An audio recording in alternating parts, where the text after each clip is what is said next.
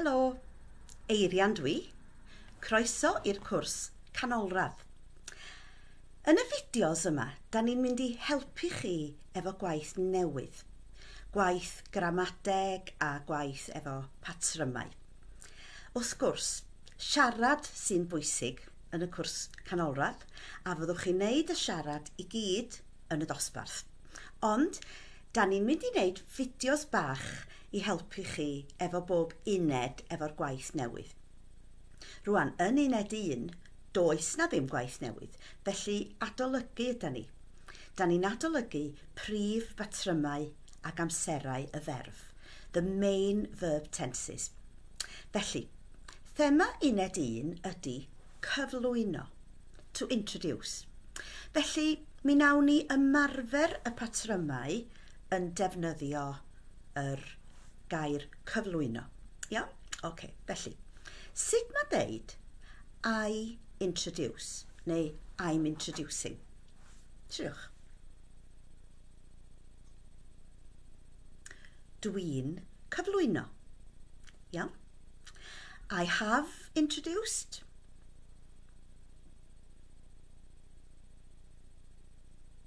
Dwi wedi cyflwyno. I will be introducing.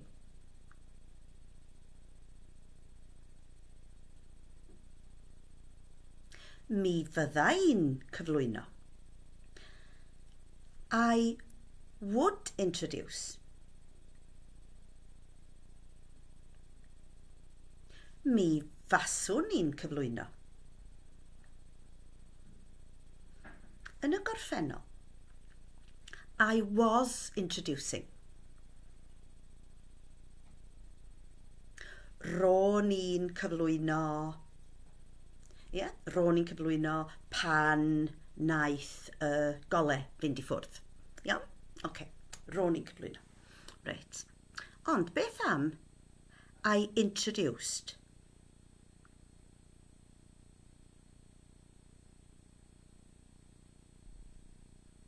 Wel, mae gynnwch chi ddau ddewis. Iawn? Mi nes i gyflwyno. Gret. Neu, byr, short form, mi gyflwynes i. Mae'r ddau yn iawn, a mae'r ddau yr un fath mewn ystyr. Iawn? Oce. Ond, gwrandwch, da ni wedi deud dwi, ro'n i, mi fyddai, mi faswn i. Mae nhw i gyd yn dod o'r ferf bod. Iawn? Felly rhaid i chi gael yn ar ôl. Iawn? Dwi'n, ro'n i'n, mi faswn i'n, mi fyddai'n.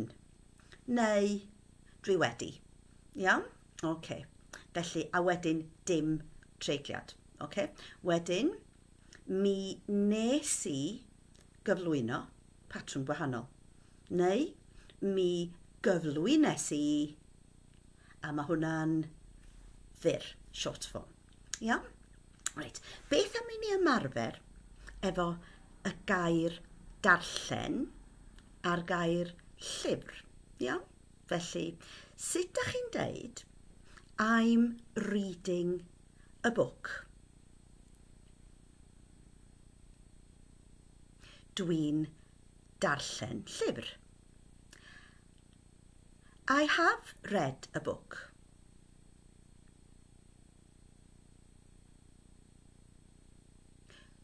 Dwi wedi darllen llyfr. I was reading a book.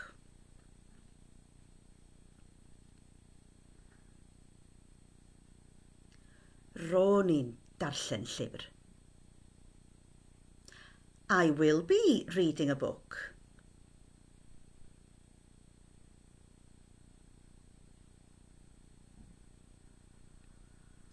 Mi fyddai'n darllen llyfr. I would read a book.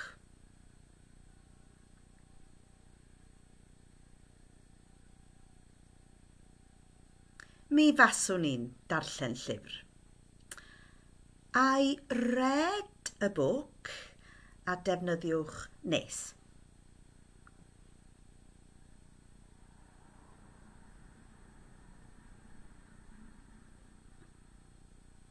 Mi nes I ddarllen llyfr.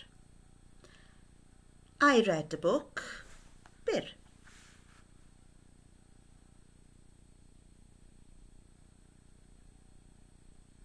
Mi ddarllenes I lyfr.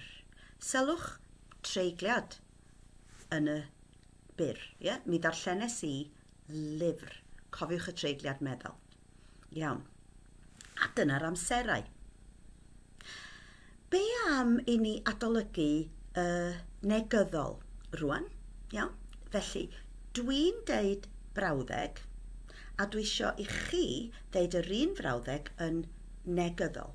Okay? Felly, dwi'n deud dwi'n mynd, a da chi'n deud dwi ddim yn mynd. Hapus?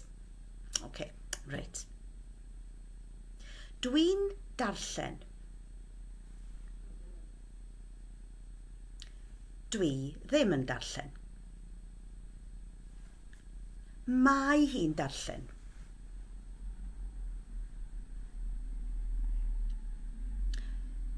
Dydy hi ddim yn darllen.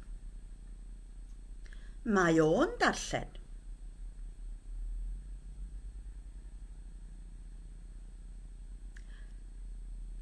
Dydy o ddim yn darllen.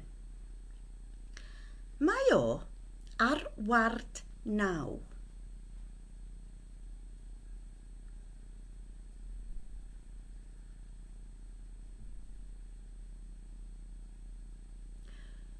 Dydy o ddim ar ward 9. Roedd o ar ward 9.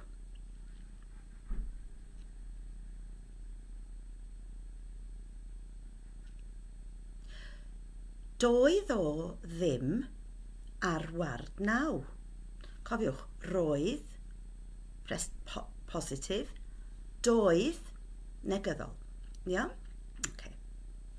Roedd ei bartner o ar ward 9.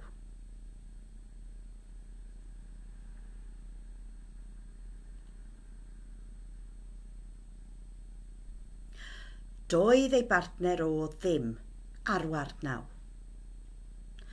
Mi fydd ei bartner o ar ward 9.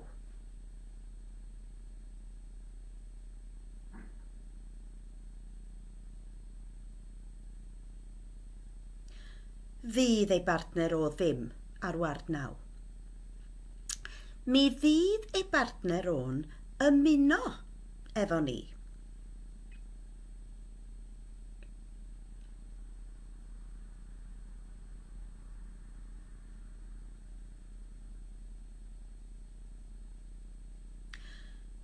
Fydd ei bartner o ddim yn ymuno efo ni.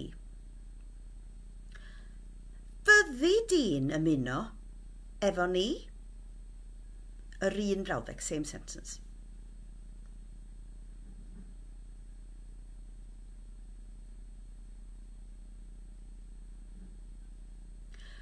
Fyddi di ddim yn ymuno efo ni? Iawn? Os da chi eisiau wneud o eto I ymarfer, gnewch yr un peth eto efo'r fideo. Ond, I orffen, da ni'n mynd I ymarfer 4 cwestiwn. Iawn? Oce, felly, y cwestiynau ydy presennol, be da chi'n wneud? Iawn? Be oeddech chi'n wneud yn y gorffennol? Iawn? Be fyddwch chi'n wneud yn y dyfodol? Okay. A be fasech chi'n wneud yn yr amodol, conditional? Iawn? Okay, felly, dwi'n mynd I ddeud be dwi'n wneud, be o'n i'n wneud, be fyddai'n wneud a be faswn i'n wneud, a dwi isio I chi ofyn y cwestiwn. Okay? Iawn, felly dwi'n deud yr ateb be ydy'r cwestiwn. Okay, driwn ni. Iawn, felly, dwi'n wneud swper, da chi'n gofyn be da chi'n wneud. Hapus? Iawn. Dwi'n wneud brecwast.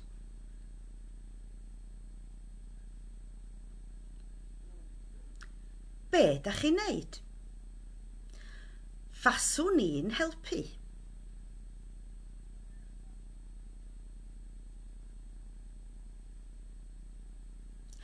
Be fasech chi wneud?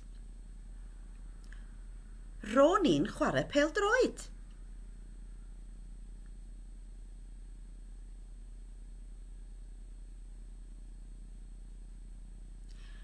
Be oeddech chi'n wneud? Mi fydda i'n edrych ar y teledu.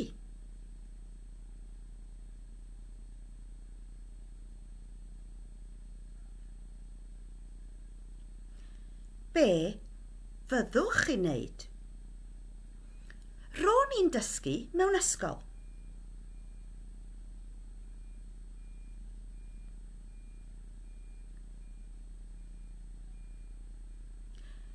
Be oeddech chi'n wneud? Dwi'n wneud te.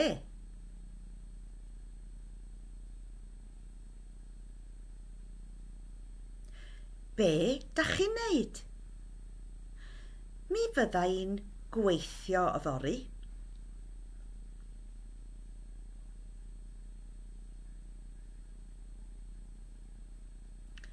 Be fyddwch chi'n wneud? Neu be fyddwch chi'n wneud yfory?